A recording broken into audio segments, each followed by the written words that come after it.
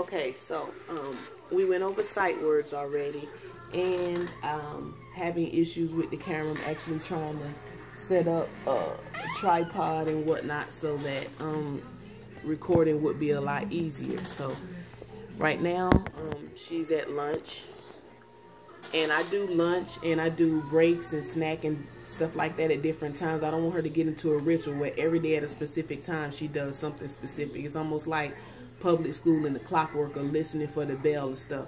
I don't like to do that, so I kind of mix it up. I go off of her demeanor that day, off of how much work we're able to accomplish according to what I was trying to accomplish and different things like that. So we did finish up her sight words. Again, her sight words, this is so far all of her sight words. They come out of this book as well as words that I've taught her over the past 2 years, and I'm trying to do a refresher as well as introduce new words with her, knowing her alphabet, knowing what sounds the letters make and different things like that. So again, this is the workbook that we're using, and these will be her new sight words. Remember, she's 4 years old. She just turned 4, but she knows a lot, and I'm going to, as long as she's a sponge and she's receptive, I'm going to just, you know, teach her what I can. So with her next sight words, the word her is already part of her sight words, so she'll know that. That's one of the words she had a problem with today, because when you sound it out, it's eh or e and then r, and it doesn't sound like her. So that's something that we had to go over. So her and r, A-R-E, were two of the words that she had a problem with. So what I did was I circled those two, so I'll know to go back over them, and I kind of re-emphasize the sound that ER makes. But again, that's going to change as she learns more words. So I just attack it as it comes along. So what I did with her sight words, because it's not just being able to see it, I always write it on the dry erase board when we first started off. And she would, we went over it for a while, and then I started writing all of the words, and she would point to which one she wanted to tell me what word it was by sounding it out. So I transitioned her sight words into being able to, for me to spell them to her, and she pronounce each letter and then tell me what word I just spelled to her. So you can take sight words and turn it to spelling words, or to words that she'll know on a regular basis based off of using it in sentences and different things like that. We do accolades, we do high fives, we have a handshake. I have a whole bunch of stickers I use that that goes in her workbook, and she loves Doc McStuffins, so I use Doc McStuffins on special occasions, and I either put it on there or I allow her to pick one. So yesterday, math, she did that bonus where it had a minus and addition problem, and because she was able to solve it, she got to pick which Doc McStuffins sticker she wanted. So again, she did really good on her sight words, but I couldn't postpone her education because I was having problems with the computer, or with the video. So instead of her going over her new sight words today, we're going to go to numbers and math. And because she did actual addition and subtraction today, we're going to take it back. I like to mix harder work with easier work so that it doesn't become redundant, boring, and it irritates her. It's going to irritate her anyway, but not always. So this is her math. It always includes coloring and shapes and different things like that, so you can do more things at one time. So where she's at now, she had to do write the missing number, and this is just counting 5, 6, 7, 8. We've gone over in her workbook her doing her numbers all the way up to 10, and we went over extensively some of the numbers that gave her problems as well as some of the letters that gave her problems. So they won't be perfect, because what is perfect? I just try to have her write as neat as possible so that if someone else is reading it, they'll understand her handwriting, and that's what we focus on. So she knows all her numbers. She knows how to write all of her letters. Again, she'll have here and there errors or brain farts, I like to call it, but that's where you just be patient with her. You give them time to think. I don't allow her to say, I can't, or start talking negative. I try to redirect her, which is something you should do when they start getting down on themselves. Redirecting. I know my child enough to know when she's trying to pull a wool over my head, so I deal with that accordingly. I don't I'm not extra all, oh, if she's doing it. I'm like, Lily, you know, and we go from there. And she'll recognize that I notice it. So today, she has to color the shapes using the color key up here. And this is just something fun to do for math, because math was a little harder yesterday. So she'll do this page here. She'll do, she did this already, finding the orange object. So today she'll be able to color the pumpkin. So she'll have fun with that. And then as you see, it goes to number 7 and 8. She already did 1 through 6. And she has to write the number and then write the word. And then find out how many objects down here is that number, 7 or 8. So she'll do those, and she's used to it, so she'll have fun doing those. She won't do this today, but this will be one of her next lessons. And it just says, write the word for each color. So you see how math, it has writing numbers in the word form, the number form, coloring, learning shapes, learning different fruits, animals. Yesterday she didn't know what a vest was, so I actually took out my phone and I pulled up on Google a vest and told her how men wear it under a suit, and sometimes, you know, women wear vests too, and we looked at different pictures. So I turned that into a little event, and then I explained the tie, a bow tie, and the one of the long hanging ties, because those were two things that she weren't familiar with. I don't wear a tie around here, and I don't wear a vest. So those are two things that she learned yesterday that now she can add to her little information tab in her head. So again, in a minute, I'm going to call her. She's watching cartoons now, sitting in there with Ginger up against the wall so I can't see her. She won't mean her business. But so those are things that we'll do today, as well as this is a book of first words. It kind of mimics that little kindergarten book that I just showed you, but this is something that she started on a while ago. So you see it has up, red, blue, eat, girl, boy, cow, play. Some of these are already in her sight words. And this is something that she was doing. She did this October 11th last year. So as you see, she's been learning for a while. So I'm not rushing it, but a lot of these words in this particular book she already knows, or she can sound out because she knows how to sound out the letters now. So this is something I kind of toggle back and forth when she's doing her big workbook. I may give her this for homework because my other kids have homework, and so sometimes she wants to do her homework too. So I give her something to do when they're at home doing their homework in the afternoon.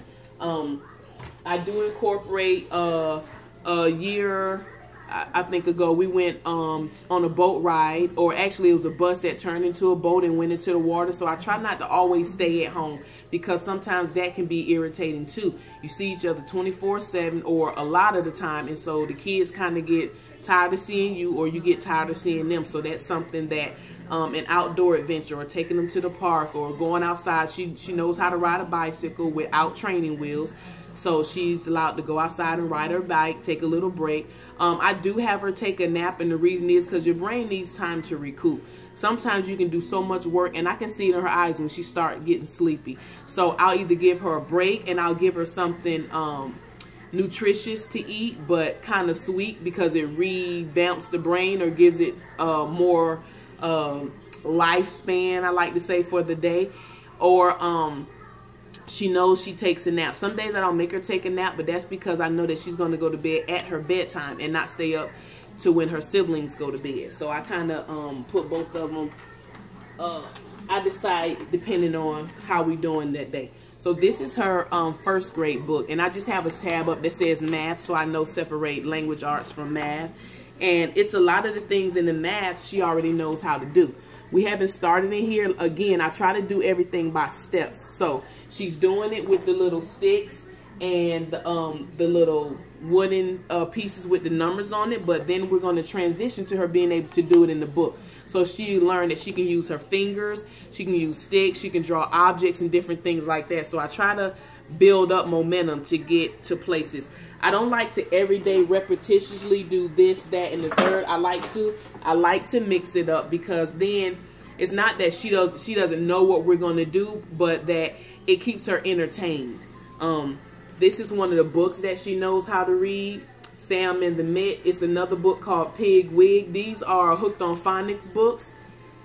And I have a group of them. I actually have the Hooked on Phonics kit that I got for cheap from Goodwill, because somebody got rid of it except for like one of the DVDs. So I do have that on hand as well. This is a handwriting book. Sometimes when you have older kids or nieces, nephews, or what have you, and they have things that they've used in school, but they didn't complete it for whatever reason, a lot of times they give them things in school and then they don't finish it out. So I take those and I use it for myself. But this handwriting book actually is something that we started on first. And it just teaches you how to draw lines, how to do slants, how to do the circles, everything that leads up to writing. It shows you if you're left-handed, if you're right-handed, how you should hold your hand. And this says, it says grade 1, but you're determining what grade your child is in, so to speak. And you see it got to the O's, and this is stuff that she's done already, which is why she can do her alphabets. And then she hasn't gone as far as back here, but we're working on it because she's learning her words. She's learning the alphabets, what vowels are, what consonants are. So she'll be able to go ahead and complete this book further back. So this is, I just have a whole bunch of different books. Printer paper for when I need to print. I have arts and craft things in here so that, like I said, I can make it energetic and I can make it fun. So I won't be recording today. Like I said, I'm having problems trying to set up video and different things. Just give me a chance to get it together. But we are going to work in that kindergarten book that I just showed you so she can do the coloring pages for math. And then she has to, I have this hundreds chart. And we went over it for a while, counting from 1 to 100 and showing her the pattern that all the second numbers are 1 in this lane and in this row, and then as going across, the first number repeats itself till you get here, because remember, she knows how to count to 20, and then I taught her to count to 100 by tens. So once she learns the hundreds chart completely, we're going to work on counting by 2s and by 5s.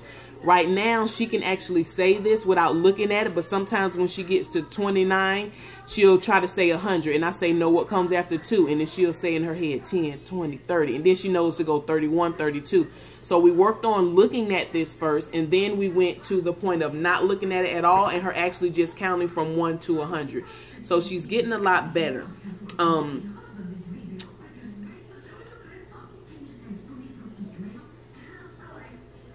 She came and looked. I had to see what she was doing. Lily, are you ready? It's time for school. Her lunch, I usually give her about an hour for lunch.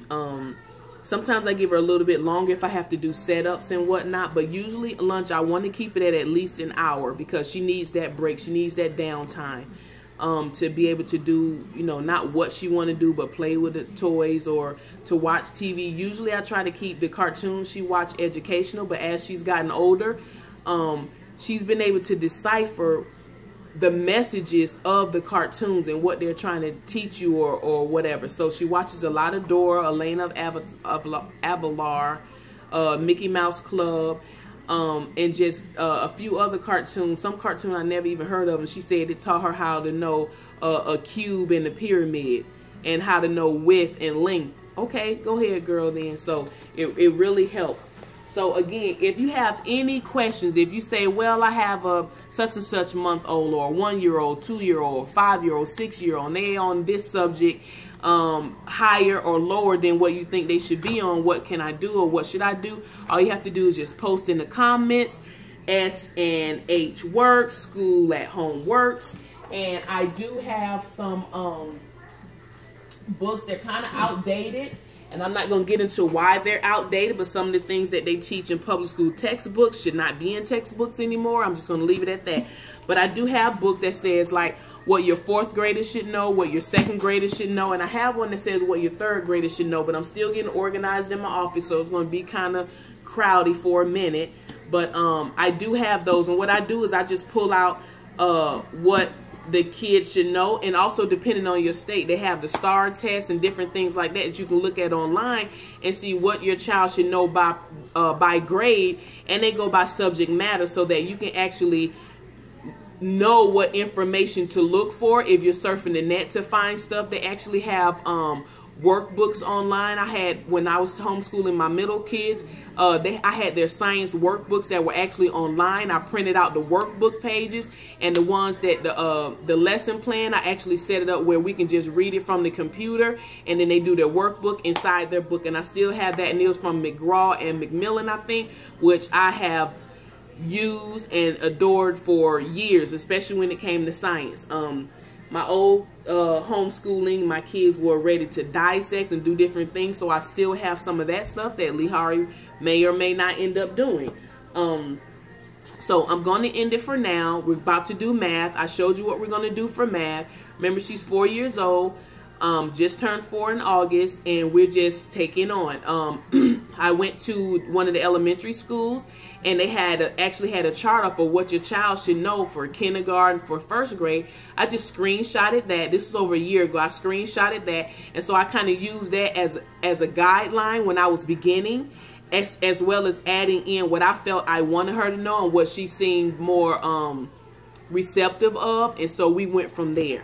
So if you have any questions about the beginning or where she's at now on whatever subject, I teach social skills. I have books that, you know, say what you should do if you're with a friend, because they don't get out as much. But she does get out. She has older siblings. We go to different sport games and stuff like that. So she's very interactive.